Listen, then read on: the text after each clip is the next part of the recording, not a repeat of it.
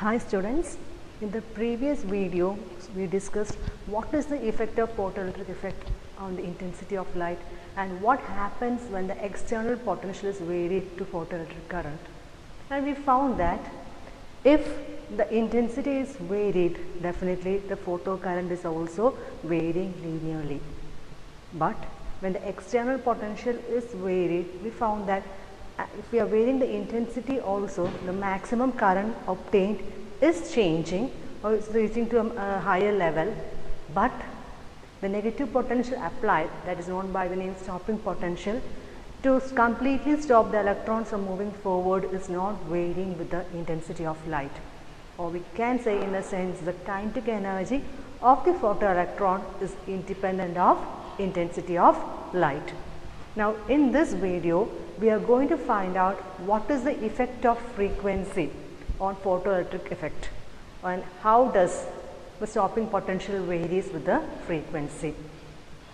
So as in the previous case, two different sets of experiments were repeated, in which in the first case the collector was connected to the positive terminal of the battery and the emitter to the negative terminal of the battery, and they varied the external potential, and they found out for different frequency what is the photocurrent produced. Then they reversed the battery with the help of the commutator, and they found out what is the effect of stopping potential on frequency, or what happens to stopping potential when frequency of the incident photon is varied. Okay, so first let us see what happens to the photoelectric current when the frequency of the incident radiation is varied with the external potential. Now when the cathode is connected to the positive terminal of the battery, definitely the photoelectrons which is emitted from the emitter, that is the photosensitive plate, move towards it because of the attractive potential. Now this experiment was certain adjustments were made in the experiment such that the saturation current obtained for different values of frequency was kept constant by adjusting the intensity of light, which means first they made light of frequency 10 Hertz to fall on the photosensitive material. They slowly increase the external potential, and we know if external potential is increased, definitely the photocurrent is also increasing and will reach a maximum value. Then the experiment was repeated by again changing the light of a different frequency to make to fall on the photosensitive material, and again they changed the external potential. But in each case the intensity of light was also varied in such a manner that the saturation current obtained for different value of frequency with the external potential remains the same. So if you draw a graph, where this is a axis which represents the anode potential or external potential, and this axis represents the photocurrent, and in the first case we slowly increase the anode potential, and we know as the anode potential increases, definitely the current will also increase, reaches a maximum value, and that maximum value is what we call the saturation current. Then again they changed the frequency, and again they found the current is also increasing, but in this case or in each case as they are varying the frequency, intensity was so adjusted that the saturation current in each case remains the same. The main aim of this experiment was to find out what is the effect of frequency on the negative potential or the stopping potential. For that what they did, they changed the polarity of the battery, that is they connected the cathode to the negative terminal of the battery and anode to the positive terminal of the battery. So what happens when cathode is connected to negative terminal? The electrons which is ejected out from the photosensitive material experience the repulsive force, and only those electrons which are highly energetic will move forward, and as we are increasing the negative potential, what happens? Definitely a stage is reached when photocurrent is stopped, or the kinetic energy of the electron will be equal to 0. Okay, so as for a particular frequency, say mu3, they slowly increase the anode potential in the negative direction, and they found that as the negative potential is increasing, the photocurrent decreases and becomes 0 at a particular value of negative potential. We can call it as minus B01. Then again repeating the experiment, they increase the frequency of the incident photon, and they found that if we are increasing the frequency, then the potential, the negative potential required to stop photoelectric effect is also increasing. Okay.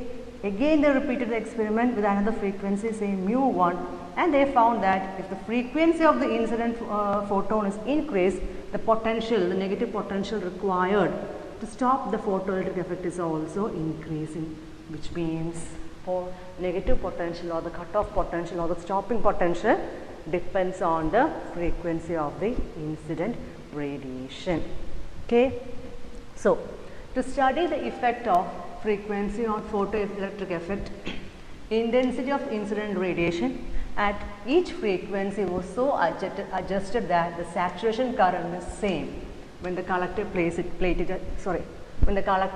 is at positive potential. Then what they did, the potential at A, which is the collector, was gradually reduced to 0 and then to negative value. Still stopping potential was reached.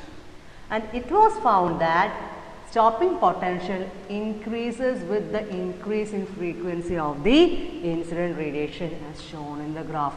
As we are increasing the frequency of the incident radiation, the value of stopping potential is also increasing, which means the kinetic energy, the maximum kinetic energy or the stopping potential depends on the frequency of the incident radiation and does not depend on the intensity. Then a graph was drawn which shows the relation between frequency and stopping potential for two different metals. Basically, in board exam, a question will be asked, draw a graph showing the variation of stopping potential with frequency. That time you have to draw this graph, not the previous one. Usually students make the mistake when you are asked to draw a graph showing the variation of stopping potential with frequency. This graph is drawn actually this graph. This is a graph which relates the frequency with the stopping potential. Previous one was a graph relating the anode potential and the current. Okay, that is the difference. This is a graph relating anode potential or the external potential and the current, while this is the graph relating frequency of the incident radiation or frequency of the photon with the stopping potential. Now, if you look into this graph, you can it is clear that as the frequency is increased, stopping potential is also increasing. Take the case of metal A. Okay, as we are increasing the frequency, we find that stopping potential is also increasing. If you are taking this value of frequency, stopping potential becomes this. If you are taking this value of frequency, stopping potential again increasing and becoming this value. So, as the stop frequency is increased, value of stopping potential is also increasing. Same with the case of metal B also. Okay, and if the frequency, the threshold frequency is 0, then stopping potential is also 0. Which means each metal has a amount of frequency, or each metal requires a minimum amount of frequency for the photoelectric effect to take place, and that is known by the name threshold frequency. And if you find out the slope of these two metals, it is found that the slope is same, but the threshold frequency is different for each metal. Okay, so the stopping potential or maximum kinetic energy. Why stopping potential or maximum kinetic energy? Because we know that Kmax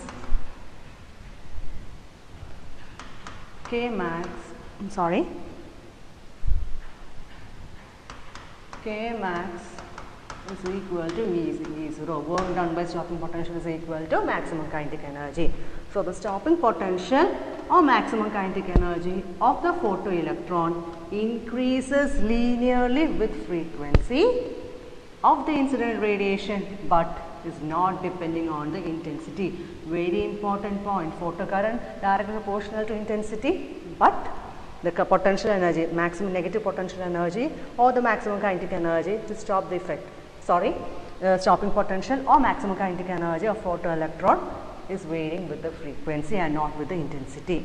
Now, there exists a certain minimum cutoff frequency of incident radiation below which the photoelectric effect does not take place, or for which the stopping potential is 0.